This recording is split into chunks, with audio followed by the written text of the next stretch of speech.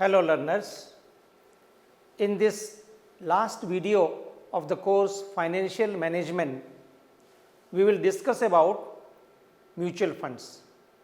As you know, mutual funds are very much in trend nowadays.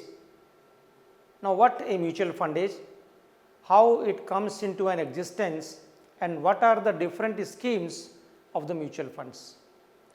Now one way to define a mutual fund is, mutual fund is an organization which collects small savings from general public with the aim of investing it in the securities. Securities is a collective noun representing equity shares, preference shares, bonds, debentures and all that. So, a mutual fund is an organization which will announce the scheme from time to time for collecting small savings of the investors, so as to that collected money called as corpus is invested in the market. It may be capital market or money market depending upon the objectives of the scheme. So, one thing is clear, mutual fund is not like a bank, because in a bank you can go deposit money at any point of time if you have your account in the bank. You can borrow the money from a bank also. But a mutual fund will come out with the different schemes from time to time, and under every scheme it might announce that these are my objectives. Objective may be their growth of the fund, providing regular income, providing tax savings or something like that. So, different objectives might be there of each scheme.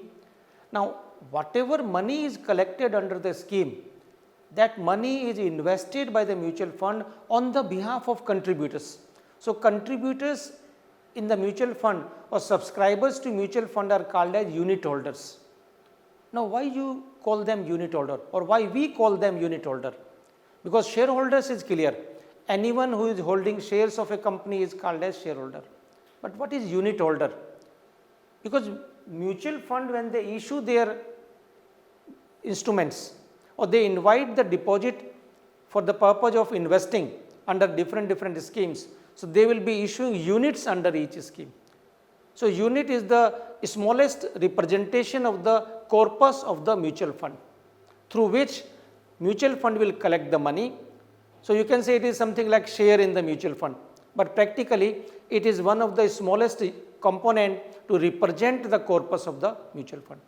So, if we say a mutual fund comes out with a scheme today saying that it will collect 100 crore rupees by issuing 10 crore units of rupees 10 each. So, each unit has a par value or face value rupees 10. Now, aim is mutual fund might say minimum 100 units or in multiple of that you can buy. It means you can start investing with 1000 rupees itself, because minimum 100 units will cost you 1000 only if unit is being issued at par. So, generally it is issued at par. So, in that way money will be collected by the mutual fund. That corpus will be invested by the mutual fund according to the scheme. Now, what are the benefits of the mutual fund? And another thing I will tell you, investing in mutual fund is like indirect investing. So, now what is this indirect investing or what is direct investing? Now, as an investor, if you have some surplus money, because savings everyone has it, either you can park your savings in a bank or you can invest directly in the stock market. So, you can approach the broker of a stock exchange, open the account and start investing. In that case, you yourself are taking the action, selecting the securities, where to invest, when to invest, at what price to invest. Now, that particular activity is called as a direct investing. But direct investing requires knowledge, skills and it is time consuming also. It is expensive also, because you must have proper knowledge, you must analyze the records of the company, whether that company is likely to do well in the future or not. So, all those activities you yourself are doing. Such investing is direct investing. But in case of mutual fund, you are simply selecting the mutual fund. Mutual fund institutions like it may be Unit Trust of India, State Bank of India Mutual Fund, ICICI Mutual Fund or any other mutual fund, In the country, we have many mutual funds. So you have to select the mutual fund institution carefully, scheme of the mutual fund carefully, and you hand over your money to the mutual fund. Now what mutual fund will do? Mutual fund is expert in that. They themselves will analyze details of the company, details of the economy, details of different financial instruments, equity analysis, technical analysis, fundamental analysis, all those activities they will do, and they will invest on your behalf. It means mutual fund is investing the money on the behalf of subscribers or unit holders. Now whatever is the gain or loss, remember, whatever is the gain or loss from the investment will be passed on to the contributors, subscribers or the unit holders. That is why we say mutual fund investments are subject to market risk. But yes, that is indirect investing. So indirectly you are investing in the stock market, money market or commodity market depending upon the type of scheme of the mutual fund. So hence we say mutual fund investing is indirect investing. But yes, no doubt, since you are the investor, either direct investor or indirect, you will take the benefits, and if there is a risk, that means risk means chances of having a loss, then you will bear the risk, you will bear the loss. Mutual fund institution is not going to bear the loss. Now, what are the benefits of investing through mutual fund? So before I come, what is the structure of mutual fund? We will talk about benefits. Mutual funds offer benefit of expert knowledge. Like as I said, if you go for direct investing, you must analyze yourself about different companies, whether it is the right time to invest or not, or is this company likely to do well in the future or not. But if you subscribe to the mutual fund scheme, definitely now mutual fund has appointed experts where they have asset management company AMC. That AMC basically employs experts who have the knowledge of the market. They will analyze in which company to invest and when to invest and when to disinvest. So that expert knowledge benefit comes to you. Then benefit of diversification. Diversification means elimination or minimization of risk by investing in different shares, by investing in different industries. Now suppose you say you have got 1 lakh rupees, you want to invest directly in the stock market. So just think in how many company shares you can invest. 2 companies, 3 companies, at the most 5 companies, not more than that. And if I say you want to invest in the shares of MRF, which is running into already lakhs of rupees per share, or if you want to buy shares of another company which is already running MICO, 50,000, 40,000 rupees per share, you can hardly buy 2 shares. So in that case, you cannot invest in large number of companies with a small amount. And as I gave an example, you can even invest 500 rupees in a mutual fund. You can start SIP, 500 rupees per month. Now with 500 rupees, direct investing is difficult because you won't be able to invest in large number of companies. But the moment you invest 500 rupees or 1000 rupees or a small savings in the mutual fund scheme, you are getting the benefit of diversification. How? Question comes, how I will get the benefit of diversification?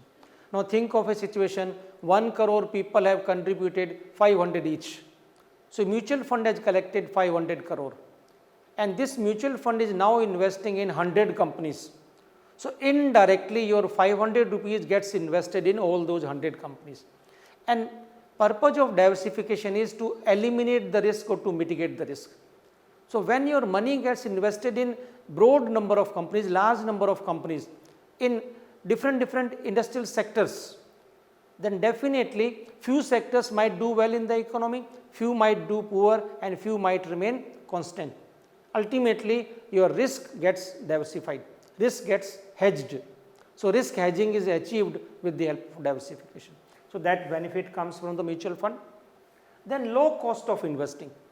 If you yourself go and invest, if you yourself analyze, then definitely it will be costing you time and money both. But yes, if you hand over your money to the mutual fund, definitely cost becomes low. You need to subscribe only once.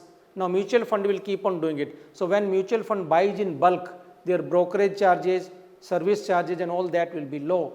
as compared to you yourself going for the investment.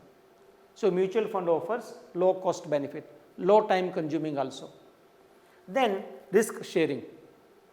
Mutual fund is basically meant for risk sharing.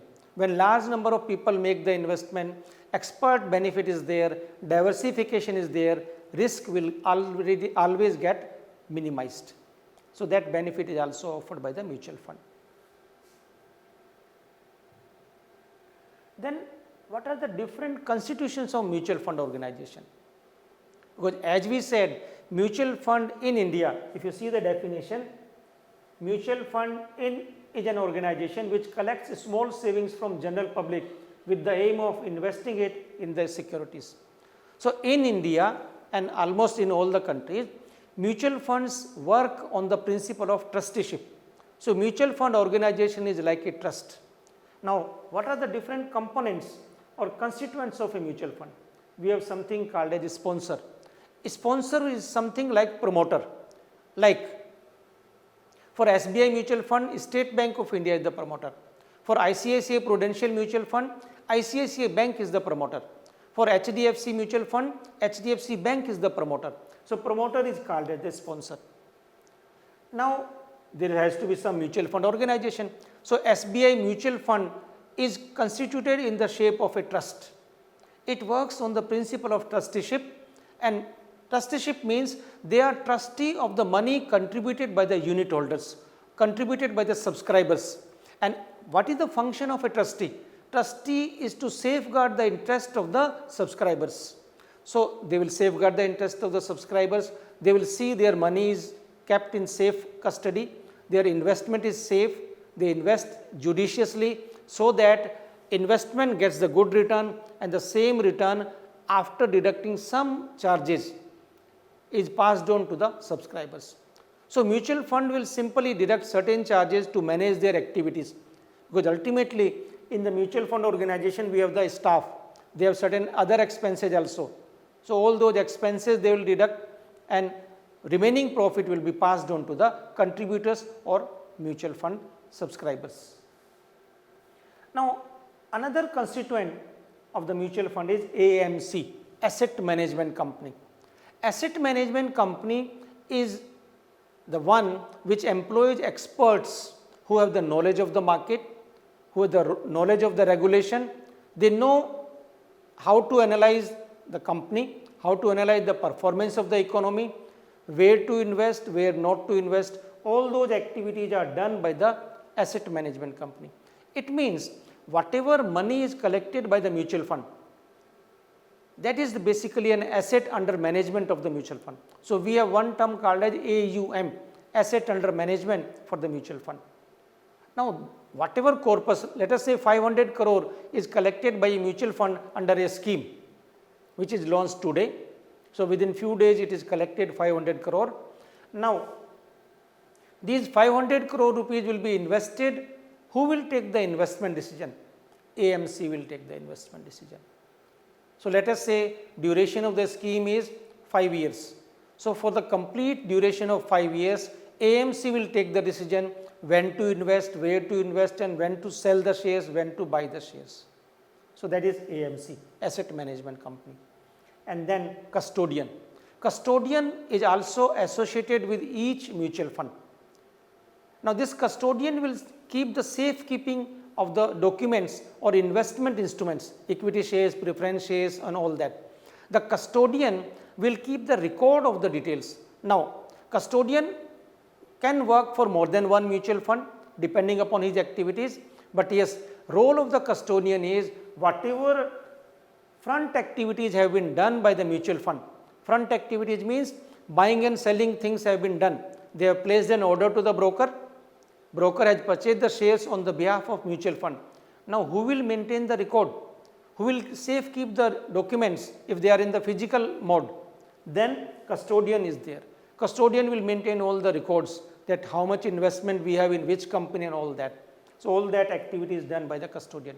So, he is the one who is safe keeping the things on the behalf of mutual fund. So, these are the prominent components of the mutual fund organizations. So, sponsor, trust, asset management company, custodian.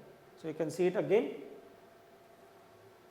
We have a sponsor, so that is sponsor, trust, asset management company and custodian.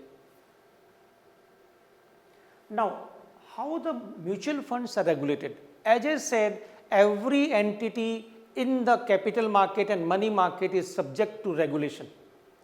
Money market is regulated by RBI, Reserve Bank of India in India, and capital market as of today is regulated by SEBI, Securities and Exchange Board of India.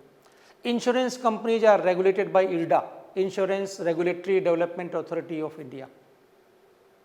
So, in that way, mutual funds are subject to regulation by SEBI, Securities and Exchange Board of India. That means to say, if any sponsor is there who wants to establish the mutual fund organization, then definitely he has to apply to the Securities and Exchange Board of India. SEBI will give an approval. Only after that it can come out with different schemes to collect the depositors' money, unit holders' money. So, as per regulation SEBI, what it is regulating? Formation and registration. That means every scheme should be registered with SEBI, Securities and Exchange Board of India. All the documentation has to be filed by the mutual fund. The moment a mutual fund announces a scheme, it will disclose what is the objective of the scheme, what is the duration of the scheme, how the money will be collected, what will be the provisions for refund of the money to the unit holders. That means how the unit holder can claim back his money. All those things are regulated by mutual fund. If you see, whenever a mutual fund announces its scheme, and n number of times we see the advertisement in the newspaper, television or some other media. Now, earlier when such kind of strict regulation, I will say vigilant regulation, not the strict one, or efficient regulation as we have today. Earlier mutual funds never used to disclose mutual fund investments are subject to market risk. But nowadays with every mutual fund advertisement you will find mutual fund investment are subject to market risk. Read the offer document carefully. Now, in the initial days when this regulation came, advertisement used to be of 59 seconds, 59.5 seconds, and only for 0.1 second this line used to be spoken out in a very speedy manner. But now SEBI has regulated it, that it should be spoken in such a pace so that investor can understand what is being spoken about. Investor gets a meaning, yes, if I am making investment in the mutual fund, guaranteed returns are not there. So, none of the mutual fund can assure you, yes, they will give so much percentage guaranteed return.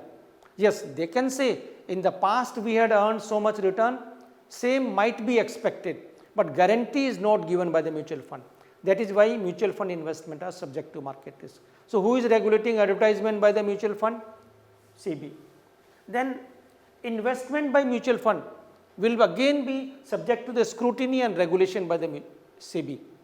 Then advertisement I have already spoken about, disclosure of NAV. Now, what NAV is? NAV is net asset value. Now, how we calculate the NAV? I will give a small formula for calculation of NAV. NAV is calculated like this. NAV is simply total market value of investment divided by number of units. Total market value of investment divided by number of units. Suppose I gave you an example, 1 crore units of rupees 10 are issued by a mutual fund. So, 10 crore is collected by the mutual fund. That is the initial corpus. Now, this 10 crore will be invested by the mutual fund in the market according to the objectives of the scheme. Now, after 3 months or 2 months, if we count on the market value of the whole investment. So, let us say market value of that investment is 25 crore and there are 1 crore units. So, what is the NAV of each unit? NAV of each unit is 25, whereas par value or the issue price of the unit was 10 rupees.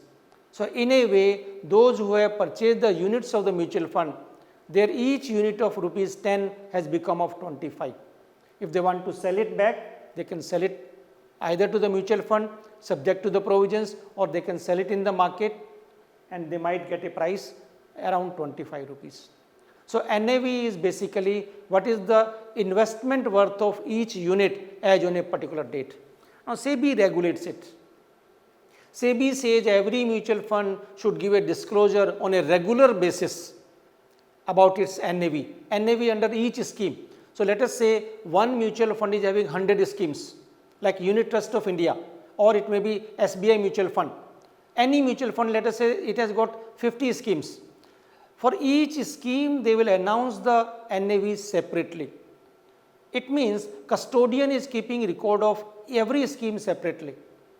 So, for each scheme, whatever is the total market value of investment under that scheme divided by number of units under that scheme, you will get NAV, net asset value is that one. Now, that disclosure norms are there. Now, another disclosure norm by the SEBI is that nowadays, that if you are subscriber to a mutual fund, NAV disclosure is done on regular basis. On daily basis they will disclose NAV. However, on monthly basis they will send you an email disclosing where all they have invested the total money which has been collected under a particular scheme. That means on a regular basis, monthly basis, you might be getting email from your mutual fund organization that this is the portfolio disclosure under the scheme. So, that kind of disclosure is regulated by the SEBI. Then winding up, if a mutual fund scheme has to be closed down, then definitely SEBI will regulate it. So, all those provisions are there. Then what are the different types of mutual fund? We can quickly see them. Open-ended mutual fund or closed-ended mutual fund. Now, open-ended and closed-ended is basically talking about the structure of the mutual fund. An open-ended mutual fund is the one in which mutual fund will collect the subscription throughout the year, and in general an open-ended mutual fund has no fixed maturity period. So, what is an open-ended mutual fund? A mutual fund in which subscription is invited by the mutual fund throughout the life, round the clock. Any day you can simply buy the units of that mutual fund.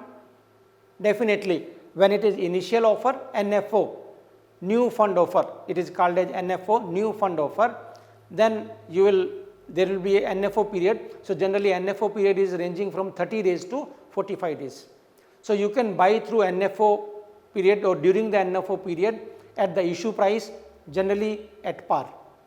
Now, once the NFO period is closed, after that also if you are interested to buy, let us say mutual fund comes today and you miss the chance to buy under NFO. 45 days period of NFO or 30 days period of NFO has got completed. Now, after 60 days or 70 days from the beginning, you think yes, you must have subscribed to this mutual fund. Need not to worry. If it is open-ended mutual fund, you can directly apply again now to the mutual fund.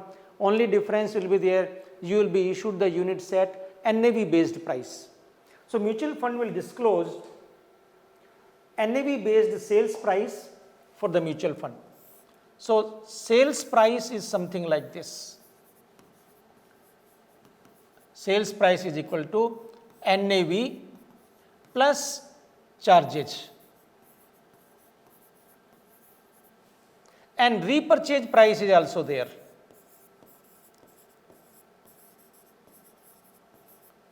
Repurchase price is simply NAV minus charges. So, charges are called as load, front end load and back end load. Now, look at the fact. If suppose NAV is 25 rupees and you want to buy the units of that open ended mutual fund. So, mutual fund might give you each unit at 25 rupee 10 paisa, because those 10 paisa is the expenses, brokerage charges and something else, because when you pay the money to the mutual fund will invest it in the market. So, definitely expenses are there. Similarly, if you are already having the units mutual fund will buy back from you if you tender the units with them. They will say 25 minus 10 paisa, because again they will have to sell the shares, brokerage and other expenses have to be incurred. It is an example. So open-ended mutual funds are available for buying and selling by the mutual fund throughout the life, throughout the year, and they have generally no maturity period. Whereas close-ended mutual fund are the one which have got a fixed issue duration, that is NFO duration by the mutual fund, and generally they have got a fixed maturity period also. So such kind of mutual funds are closed-ended mutual funds. Now those are based, these two classifications are based on structure. Then we have other type of mutual funds. These are based on the objectives. So this classification is based on objectives. So we might have growth mutual fund, a mutual fund which promises a growth. So it is promises, guarantee is not there. So it will say if you invest today, in future it will have a growth. So in a growth mutual fund, majority of the corpus will be invested in equity shares or equity like instruments. Then we might have equity fund. That means almost all the fund will be invested in equity shares. So these are basically classification based on the objectives. Balanced fund, a fund which will invest some of the corpus in equity shares and some in the bonds or debts, debentures.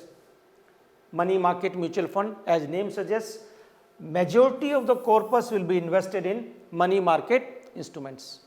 Then equity linked schemes. So there are tax savings schemes, ELSS, equity linked saving schemes. In that if you invest your money, some part is invested in equity, some part is invested in bond, and with the some part you get some insurance coverage or tax benefit also. So those kind of equity linked saving schemes are also there. Then infrastructure fund. Now these are the sectoral funds. Basically mutual fund will be collecting money from you, and maximum corpus or almost all the corpus will be invested in shares of the infrastructure companies. So that kind of mutual fund is infrastructure mutual fund. We might have power mutual fund. We might have sectoral mutual fund like pharma mutual fund or something like that. So these are basically different mutual funds depending upon the objectives of mutual fund, like power mutual fund. Now you might be thinking, what are these income fund and growth fund? This is a blended fund. It offers you minimum income, let us say 4% or 3%, gives you a promise. It is not guaranteed that every year you will get 3% or 4% return plus growth. So they will invest in blended form. It may be only income fund. That means they might say 7% per annum. Again it is not guaranteed, but yes, how they will earn? Mutual fund will invest in the bonds, debt instruments, so that return comes back. So in that way it is there. Like you might have heard about many mutual funds doing like that. Index funds. A mutual fund will invest majority of their fund in the index or index linked securities. ETFs are there, exchange traded funds are there. Now what is ETF? ETF again is a mutual fund scheme. Only thing will be there, that particular scheme will be tracking a particular index of the market. So let us say index is Sensex, which comprises of 30 companies, and we launch Sensex ETF. It means all the corpus will be invested in only those 30 companies which are constituents of the Sensex, and almost exactly in the same proportion in which different companies represent themselves in the Sensex. So let us take an example. If suppose Reliance Industries Limited is the part of the Sensex, definitely it is the part of Sensex, and its weightage in the Sensex is, let us say, 6%. Now a mutual fund has collected corpus 500 crore rupees, it is Sensex ETF. So 6% of the 500 crore will be invested in Reliance Industries Limited. Likewise, it will be invested in rest of the 29 companies exactly in the proportion in which these companies represent themselves in the Sensex. So in that way, this Sensex ETF will be tracking the Sensex. Now how? What is the meaning of tracking? Simply, if index goes up 10%, your mutual fund market value will also go up 10%. If index comes down 2%, ETF market value will also come down 2%. So, that is index based or exchange traded funds which keep a track, which do the tracking of a particular index. IT mutual funds will be invested in IT companies. Dynamic funds, companies will be the one which are dynamic in nature, and that is the way it will be there. Funds of funds. If mutual fund may be there, it says I will collect the money, I will not directly invest in the shares or debentures, I will invest in other funds, but such kind of funds are very rare, very rare. So, these were the classification based on the objectives of the scheme. So, you can say classification can be like this, based on instruments, structure, based on structure, based on investment objectives, and based on other scheme. Now, I have not discussed about no load fund and load fund. Load is basically the expense which is deducted by the mutual fund when you go and surrender your units. You go for the claiming back your money. So, expenses levied on that is called as load. So, there are majority of the mutual funds which say yes, it is a load fund. It means if you go and buy the new units from the mutual fund, it is open ended mutual fund, they will say NAV plus load, entry load it is called as. So, at what price you will be issued the units? NAV plus entry load. If you go and sell your units, that means mutual fund is buying back. So, that is called as repurchase of units by the mutual fund. So, they will say NAV minus exit load, because you are exiting from the scheme. So, that is the way load funds are there, but sometimes we have a word no load fund. It means they say everything will be based on NAV prices, NAV based buying price, NAV based selling price. No load, no entry load, no exit load. But remind you, if it is no load fund, already that expenses have been adjusted while calculating the NAV. So, practically there is no free lunch anywhere, but yes, accordingly NAV has already been adjusted. So, in that way, based on instrument or investment objectives, these are the one. Then other schemes might be there, index funds like I said, ETF, industry specific schemes, tax saving schemes. Nowadays, commodity market is also there. Gold investment, investing in gold, e-gold or gold derivatives are also there. Silver is again in derivatives market. So, commodity mutual funds are also there. So, we have silver ETF, we have gold ETF. Now, what is gold ETF? Basically, gold ETF is the one, a scheme of the mutual fund. We say gold ETF mutual fund.